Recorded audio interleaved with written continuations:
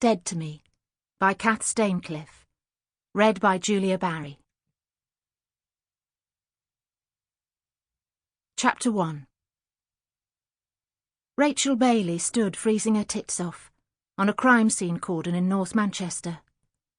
From her vantage point at the edge of the recreation ground, she had a view across the rows of rooftops that rippled down the hillside, punctuated here and there by the bulk of a mill rising from the streets, built in the same red brick as everything else.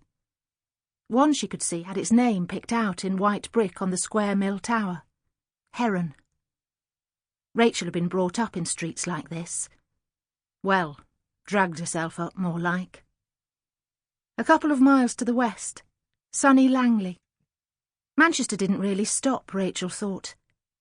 There were boundaries, of course, but you couldn't see the join. The city bled into the satellite towns that ringed the plain. Oldham, Rochdale, Ashton, and onto even higher ground. The houses gradually changing from these brick mill terraces to stone-built weavers' cottages, getting smaller and sparser as the developments petered out on the foothills of the Pennines. The place looked tired and mucky this time of year. The brick dull, trees bare, the grass on the field yellow and scrubby. Rachel shivered and stamped one foot, then another. Sparrows fart, November. And she could see her breath, the same colour as the mist that hovered over the recreation ground, rising and floating a couple of feet above the grass. A special effect from a horror movie. But this was real life. Her life. Nowhere else she'd rather be. Manchester city centre lay on the far horizon, muffled in cloud, the Hilton Tower breaking through, a tall straight line. Nick's flat was near there. He would be down at the station now, Piccadilly to Euston. He was opening for the defence at the Old Bailey tomorrow. She couldn't help grinning as she remembered his excitement last night.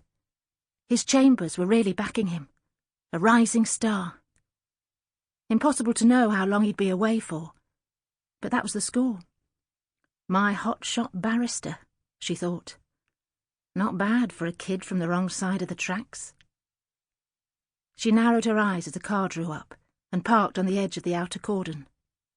Her role, until uniform arrived and took over, was to make sure no one gained entry who didn't need to be there. Protect and secure the scene, preserve and recover evidence. One stray person could ruin everything. Today Rachel was an intelligent guard dog. She only knew the basics at this stage. Dead body, white male. Nowhere else she'd rather be. Not strictly true. She'd rather be inside the cordon than guarding the periphery. She'd rather be in an MIT syndicate someday.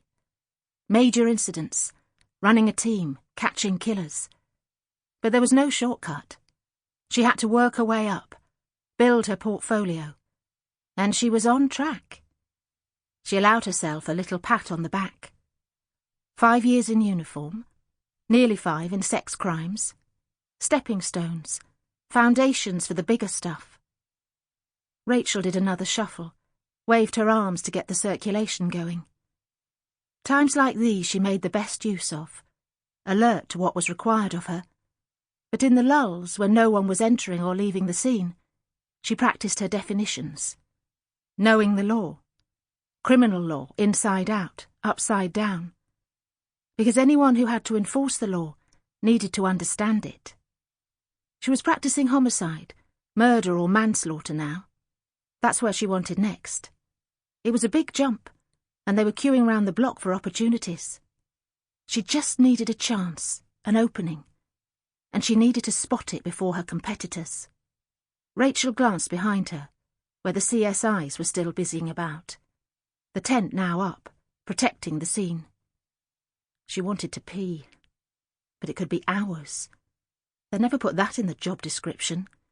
Candidates must be able to demonstrate significant bladder capacity. In the valley, a train sounded its hooter, taking people into work.